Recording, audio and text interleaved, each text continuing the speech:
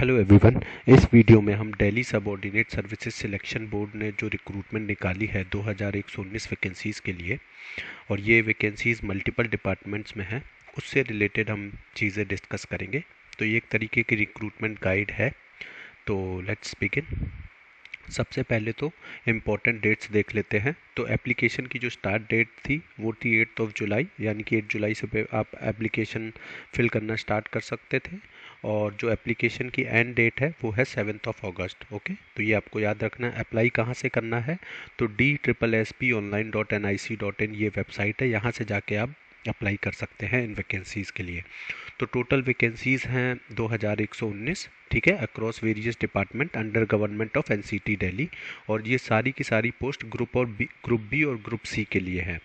Okay, चलिए अब एक एक करके सारी पोस्ट को डिटेल में डिस्कस करते हैं विद देयर एलिजिबिलिटी। तो सबसे पहली पोस्ट का नाम है मलेरिया इंस्पेक्टर। तो ये एमसीडी डिपार्टमेंट के लिए है, यानी कि म्यूनिसिपल कॉरपोरेशन ऑफ दिल्ली। और इसमें एलिजिबिलिटी 10th पास मांगा गया है। और सैनिटरी इंस्पेक्टर और मलेरिया इंस्पेक्टर का कोर्स होना चाहिए आपके पास, और 3 इयर्स का एक्सपीरियंस होना चाहिए। टोटल वैकेंसी है 37। उसके बाद है आयुर्वेदिक फार्मासिस्ट। ये है new Delhi municipal council, municipal okay corporation. तो इसमें भी 10th पास मांगा गया है, और आयुर्वेदिक कंपाउंडर की ट्रेनिंग के साथ साथ 2 ईयर का एक्सपीरियंस होना चाहिए। तो टोटल 8 वैकेंसीज हैं इसमें। उसके बाद पीजीटी इंजीनियरिंग ग्राफिक्स मेल। तो ये टीचिंग रिलेटेड जॉब है। ओके, और इसमें देखिए डायरेक्टरेट ऑफ एजुकेशन डिपार्टमेंट है में है ये वैकेंसी। और इसमें जो एलिजिबिलिटी है वो बैचलर ऑफ इंजीनियरिंग या बीटेक किसमें, सिविल, मैकेनिकल या आर्किटेक्चर में विद 50% मार्क्स। उसके बाद पीजीटी इंजीनियरिंग ग्राफिक्स फीमेल, ये भी सेम डिपार्टमेंट में है, डायरेक्टरेट ऑफ एजुकेशन। और जो एलिजिबिलिटी है सेम एज अबव, जो अबव वाले पोस्ट में थी। टोटल वैकेंसीज 3 हैं। उसके बाद पीजीटी इंग्लिश मेल, ये भी डायरेक्टरेट ऑफ एजुकेशन में है ये वैकेंसी। इसमें क्या क्या एलिजिबिलिटी चाहिए? मास्टर्स इन इंग्लिश चाहिए प्लस बीएड, तो बीएड के साथ इंग्लिश में मास्टर्स चाहिए। टोटल वैकेंसी है 24। ये भी टीचिंग की जॉब है। दूसरा पीजीटी इंग्लिश फीमेल, सेम सारी डिटेल सेम रहेंगी, सिवाय वैकेंसीज इसमें 29 हैं। उसके बाद पीजीटी संस्कृत में मेल की वैकेंसीज हैं 6, और पीजीटी संस्कृत फीमेल में वैकेंसी है 19। तो इन सब में देखिए जो एलिजिबिलिटी है उसमें सब्जेक्ट के हिसाब से उस सब्जेक्ट में आपकी मास्टर होनी चाहिए, ठीक है, बीएड के साथ साथ। तो अगर पीजीटी हॉर्टिकल्चर की बात करें तो इसमें जो आपका मास्टर होना चाहिए वो हॉर्टिकल्चर में होना चाहिए along with BEd. Same goes for agriculture, इसमें भी मास्टर इन एग्रीकल्चर होना चाहिए। ओके, इसमें टोटल वैकेंसी 5 है, हॉर्टिकल्चर में 1 है, संस्कृत में 19 है। ओके, उसके बाद डोमेस्टिक साइंस टीचर, इसमें इसकी एलिजिबिलिटी थोड़ी सी डिफरेंस है। इसमें बीएससी होम साइंस चाहिए प्लस बीएड चाहिए प्लस हिंदी या 10th लेवल चाहिए। ये सारी एलिजिबिलिटी डोमेस्टिक साइंस टीचर के लिए मांगी गई हैं। टोटल वैकेंसीज हैं 26। उसके बाद असिस्टेंट ऑपरेशन थिएटर और आईसीयू, इस वाली वैकेंसी में ये किस डिपार्टमेंट के लिए? Health and family welfare. इसमें 12th साइंस से मांगी गई है, और ऑपरेशन रूम असिस्टेंट का कोर्स मांगा गया है। इसमें वैकेंसी है 120, ठीक है, तो इसमें काफ़ी वैकेंसीज है। उसके बाद टेक्नीशियन ऑपरेशन थिएटर और आईसीयू है, आईसीयू के लिए।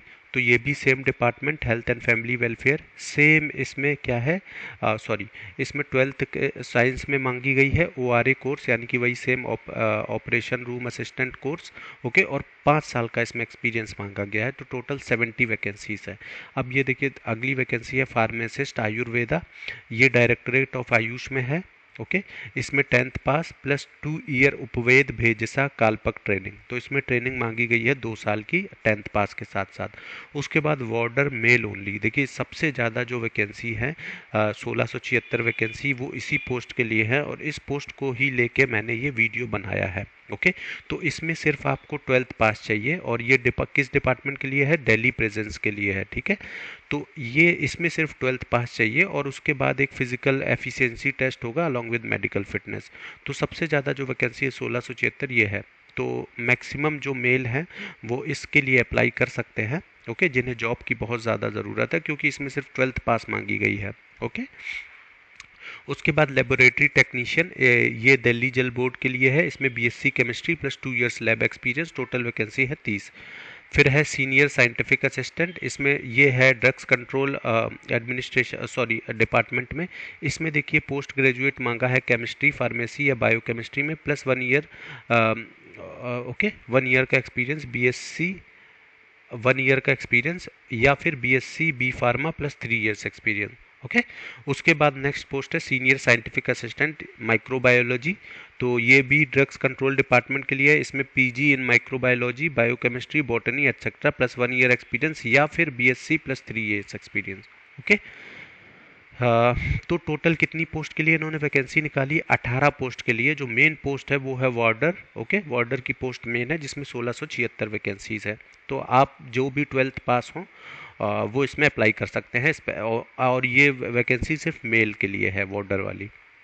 चलिए, कुछ इंपॉर्टेंट नोट्स है तो मैं ये आपको बता दूं। सारी की पोस्टें ग्रुप बी और ग्रुप सी की है। पे लेवल से रेंज करता है लेवल 2 से लेवल 8। डिटेल में अगर आप ग्रुप बी और ग्रुप सी की सैलरी के बारे में जानना चाहते हैं तो इंटरनेट पे बस आप डालिए level 2 to level 8 group B group C post salary, तो आपको डिटेल में उसका ब्रेकडाउन मिल जाएगा। ओके। जितनी भी टीचिंग पोस्ट है उसमें मास्टर्स और बीएड चाहिए, मैंने आपको बताया ज़्यादातर में। ओके। और some post required physical standard test, एक ही है एक्चुअली में वो पोस्ट और वार्डर की। ओके, तो ये आपको याद रखना है। रिजर्व कैटेगरीज और पीपल विद बेंचमार्क डिसेबिलिटीज़ की डिटेल पीडीएफ में है, जो इन्होंने रिक्रूटमेंट का पीडीएफ निकाला है, ऑफिशियल नोटिफिकेशन। वो मैं आपको कमेंट सेक्शन में पिंग करके दे दूंगा उसका लिंक, और डिस्क्रिप्शन में भी दे दूंगा। तो आप डिटेल में वहाँ से जाके रिजर्वेशन के बारे में और जो डिसेबिलिटीज़ वाले पीपल है वो वहाँ से जाके पूरा डिटेल में पढ़ सकते हैं। ओके। इस फॉर्म की एप्लीकेशन, इस एप्लीकेशन की जो फीस है वो है 100 रुपीज़ जनरल और ओबीसी कैंडिडेट्स के लिए। Women, SC ST, people with disabilities और एक्स सर्विसमैन के लिए ये फॉर्म बिल्कुल फ्री है। ओके। उसके बाद सिलेक्शन प्रोसेस देख लेते हैं। तो इसमें एक रिटन एग्ज़ाम होगा, वो एक ही टीयर का एग्ज़ाम होगा, और वो 3 कैटेगरीज में डिवाइड होगा, जनरल, टेक्निकल और teaching exam, depending upon the post. Okay. तो जो जनरल पोस्ट होंगी उनमें कुछ अलग सेट ऑफ सेक्शंस आएंगे, और जो टेक्निकल और टीचिंग से रिलेटेड जो पोस्ट होंगी उसमें मेनली 2 सेक्शन रहेंगे। ओके। मैं अभी और जो ड्यूरेशन रहेगा वो 2 या 3 घंटे का रहेगा, डिपेंडिंग ऑन पोस्ट। तो अगर जनरल पोस्ट है तो उसमें सिर्फ जनरल सेक्शन रहेगा 100 मार्क्स का, जिसमें जीके, रीजनिंग, क्वांट, इंग्लिश और हिंदी पूछी जाएगी। और जो टेक्निकल या सब्जेक्ट स्पेसिफिक जो पोस्ट है उसका जो आप बोल सकते हो कि लगभग 200 मार्क्स का पेपर रहेगा बेस्ड ऑन क्वालिफिकेशन। ठीक है। तो इसमें सेक्शन 2 भी आएगा, और उसमें जो क्वेश्चंस पूछे जाएंगे वो सब्जेक्ट स्पेसिफिक या आपका टेक्निकल नॉलेज चेक किया जाएगा। ठीक है। वो अब मैं आपको एग्जाम का पैटर्न समझाता हूँ। For technical and teaching post, तो टेक्निकल और टीचिंग पोस्ट में 2 सेक्शन रहेंगे। एक सेक्शन 1 जो कि जनरल, सेक्शन बी जो कि टेक्निकल या टीचिंग से रिलेटेड। तो मिनिमम क्वालिफाइंग मार्क्स आपको चाहिए रहेंगे सेक्शन बी में। ओके। और no qualifying marks needed in section A जो कि जनरल सेक्शन होगा, लेकिन जो फाइनल मेरिट बनेगी आपकी वो सेक्शन ए और बी की कंबाइंड बनेगी। तो ये आपको रखना है। और ये जितनी भी पोस्ट के लिए जो एग्ज़ाम हो रहा है वो 1 टीयर हो रहा है, तो यहाँ पे 2 टीयर एग्ज़ाम डिस्कस करने की ज़रूरत नहीं है। ठीक है। इन्होंने 2 टीयर एग्ज़ाम की डिटेल्स भी यहाँ पे बताई हैं, लेकिन वो मैं डिस्कस नहीं कर रहा हूँ क्योंकि सारे एग्ज़ाम्स 1 टीयर होने वाले हैं। उसके बाद जो सिलेक्शन होगा वो बेस्ड ऑन मेरिट होगा इन रिटन एग्ज़ाम। ओके। और टीयर 1 एंड टीयर 2 एग्ज़ाम में क्वालिफाई, हाँ ये मैं आपको बता दूं, अगर टीयर 2 एग्ज़ाम होता है तो उसमें टीयर 1 क्वालिफाइंग कर दिया जाएगा, और टीयर 2 का आपका जो मार्क्स आएंगे उसको कंसिडर किया जाएगा मेरिट बनाने में। अब मिनिमम क्वालिफाइंग मार्क्स देखिए, ये मिनिमम क्वालिफाइंग मार्क्स की मैं बात कर रहा हूँ जब आप टेक्निकल या टीचिंग पोस्ट की बात कर रहे हो जिसमें सेक्शन बी रहेगा, तो उसमें वो सेक्शन बी में उतने आपको क्वालिफाइंग मार्क्स लाने हैं। तो वो यहाँ पे उसका डिस्ट्रीब्यूशन दिया गया है। तो जनरल और ईडब्ल्यूएस कैंडिडेट को 40% मार्क्स लाने हैं, ओबीसी वालों को 35%, एससी एसटी और डिसेबिलिटीज़ वाले पीपल को 30%, एक्स सर्विसमैन को सिर्फ 5% रिलैक्सेशन है। ओके। तो ये सारी चीज़ें हैं। और डीएसएसबी में set higher cut offs based on merit and vacancies, तो ये पूरा बोर्ड के ऊपर डिपेंड करता है। ओके। उनके हाथ में ये पूरी पावर है। उसके बाद नेगेटिव मार्किंग रहेगी, 1/4 नेगेटिव मार्किंग आपकी रहेगी। उसके बाद आंसर की एंड ऑब्जेक्शंस, तो जो आंसर की आएगी वो पोस्ट एग्जाम के बाद आएगी। ऑब्जेक्शंस अलाउ करी जाएंगी online with in the given time limit. Okay. Final decision यहाँ पे डीएसएसएसबी का रहेगा। ओके। बाद अब टाई ब्रेकिंग रूल्स के बारे में बात कर लेते हैं। अगर किसी स्टूडेंट्स के सेम मार्क्स आ रहे हैं तो वहाँ पे कैसे रिजल्ट डिसाइड किया जाएगा। तो for technical and teaching post में जिसके सब्जेक्ट स्पेसिफिक, जिसके सेक्शन बी में ज़्यादा मार्क्स आएंगे उसको तवज्जो दिया जाएगा। उसके बाद ओल्डर कैंडिडेट को, और फिर alphabetical order of the first name. Okay, इस तरीके से ये 3 चीज़ें देखी जाएंगी टाई ब्रेक को टाई ब्रेक करने के लिए। उसके बाद नॉन टेक्निकल या जनरल पोस्ट के लिए इसमें ओल्डर कैंडिडेट देखा जाएगा, ओल्डर कैंडिडेट को पहले प्रेफरेंस दी जाएगी, और फिर अगर वहाँ भी मैचिंग हो जा रहा है तो फिर alphabetical order of first name इसको कंसिडर किया जाएगा। रिजर्व कैटेगरी की गाइडलाइंस मैं आपको बता दूं। देखिए गाइडलाइंस रिजर्व कैटेगरी, अब ये देखिए कि अगर कोई रिजर्व कैटेगरी का स्टूडेंट अगर जनरल कैटेगरी के मार्क्स लेके आ रहा है तो उसको जनरल कैटेगरी में कंसिडर किया जाएगा, ठीक है। तो ये आपको याद रखना है। एग्जाम्पल से आप इस चीज़ को समझो, अगर 10 वैकेंसीज हैं, ठीक है, 7 जनरल के लिए है, 2 ओबीसी के लिए और 1 एससी के लिए है। तो अगर ओबीसी मार्क्स वाला जो कैटेगरी वाला स्टूडेंट है, अगर उसकी रैंक 4 आती है, ठीक है, तो मतलब उसकी रैंक 4 आ रही है, मतलब कि वो जनरल मेरिट में भी सिलेक्ट होने के लिए उसके मार्क्स काफ़ी हैं। तो उस ओबीसी स्टूडेंट को जनरल में काउंट किया जाएगा, ना कि ओबीसी में। मतलब कि आप ये समझो कि एक सीट वो जनरल सीट में ऑक्यूपाई कर लेगा और ओबीसी अभी की अभी भी 2 रहेंगी, ठीक है। तो ये आपको याद रखना है। तो जो 2 ओबीसी सीट्स होंगी वो नेक्स्ट बेस्ट ओबीसी कैंडिडेट्स को जाएंगी। तो ये रिजर्वेशन की यहाँ पे गाइडलाइंस है, ये मैं आपको बताना चाह रहा था, ठीक है। यानी कि अगर जो रिजर्व कैटेगरी वाला स्टूडेंट है, अगर वो अच्छा परफॉर्म कर रहा है तो उसको जनरल में कंसिडर किया जाएगा, और ओबीसी और एससी एसटी की फील्ड फिर जो बाकी के स्टूडेंट्स हैं जो उससे कम बेहतर कर पा रहे होंगे वो लोग फिल कर पाएँ। ओके, उसके बाद कुछ डिस्क्लेमर्स हैं इस वैकेंसी से रिलेटेड। तो इसमें सिलेक्शन प्रोविजनल है, जब तक कि डिपार्टमेंट एलिजिबिलिटी वेरीफाई ना कर ले, वो एग्ज़ाम के बाद डॉक्यूमेंट वेरिफिकेशन होगा आपका। ओके, अब डी ट्रिपल एस बी के पास कुछ राइट है, वो मैं आपको बता देता हूँ कि वो एग्ज़ाम की स्कीम को एग्ज़ाम से पहले कभी भी मॉडिफाई कर सकते हैं। एग्ज़ाम में अगर कोई इनवैलिड क्वेश्चंस आ रहे हैं तो वो उनको कैंसिल करके उनके मार्क्स को प्रोरेट कर सकते हैं। प्रोरेट का मतलब मैं अभी आपको नेक्स्ट स्लाइड में समझाऊंगा क्या होता है। स्कोर को वो नॉर्मलाइज कर सकते हैं, इसके लिए एक फॉर्मूला भी उन्होंने ऑफिशियल नोटिफिकेशन के थ्रू बताया था। ये नॉर्मलाइजेशन की जब ज़रूरत उन्हें लगेगी तब कर सकते हैं, ऐसा डॉक्यूमेंट में मेंशन था, normalise score if required. Okay, तो ये आपको याद रखना। मैं डिटेल्ड में नोटिफिकेशन में अटैच कर दूंगा, आप उसको भी गो थ्रू कर सकते हो। ओके, उसके बाद जैसे अभी तो इन्होंने जो कट ऑफ होती है एग्ज़ाम की उसको भी ये लोग अपने हिसाब से सेट कर सकते हैं डिपेंडिंग अपॉन दी कंपटीशन। तो ये सारे राइट्स हैं इस बोर्ड के पास, ठीक है।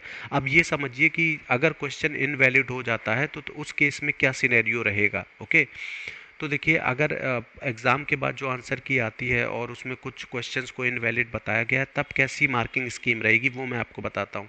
देखिए किसी भी कारणों से क्वेश्चन इनवैलिड हो सकता है, अगर रॉन्ग ऑप्शन हो, उसमें कोई करेक्ट आंसर ना हो, ठीक है, या मिस प्रिंट हो गया हो, कुछ एम्बिग्विटी हो, या क्वेश्चन आउट ऑफ सिलेबस आ गया हो। हालांकि ऐसा होता नहीं है कि क्वेश्चन आउट ऑफ सिलेबस आए। ओके, इनको इनवैलिड डिक्लेयर किया जाता है और इनको इवेल्युएट नहीं किया जाता है। तो फिर आपकी मार्किंग किस हिसाब से होगी वो मैं आपको बता देता हूँ। तो उसको ही प्रोरेटेड मार्किंग बोला जाता है। इसमें हुआ क्या जाता है कि आपके मार्क्स को प्रोपोर्शनली एडजस्ट किया जाता है और आपको पेनलाइज नहीं किया जाता है। तो ठीक है, टोटल मार्क्स के हिसाब से आपके कितने मार्क्स रहेंगे उसके हिसाब से जो एडजस्टमेंट किया जाता है उसको प्रोरेटेड मार्किंग बोलते हैं। एग्जाम्पल के तौर पर मैं आपको बताता हूँ, जैसे सपोज करिए टोटल क्वेश्चन 100 थे, हर क्वेश्चन 1 मार्क्स का था, तो मैक्सिमम मार्क्स 100 हो गए। और सपोज करिए 2 क्वेश्चन इनवैलिड डिक्लेयर कर दिए गए, तो डी एड जो बोर्ड होगा आपका स्कोर 98 में से कैलकुलेट करेगा, लेकिन उसको रीस्केल कर देगा back to 100 using the formula. कैसे कि 78 डिवाइडेड बाई 98 इंटू 100, तो आपका जो स्कोर 100 के आउट ऑफ होगा वो होगा 79.59।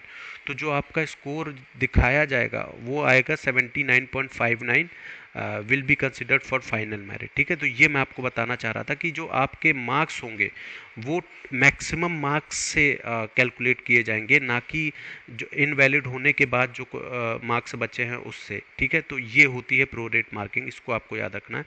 ये देखिए इन्होंने एक नोटिस निकाला था 2018 में नॉर्मलाइजेशन के रिकॉर्डिंग। तो नॉर्मलाइजेशन आपका इस फॉर्मूले के तहत कैलकुलेट होगा।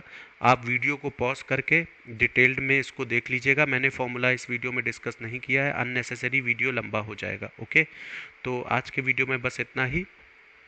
अगर आपको वीडियो पसंद आया हो तो ज़्यादा से ज़्यादा उन लोगों के साथ शेयर करिए जिन्हें नौकरी की सख्त ज़रूरत है। Okay, thank you guys.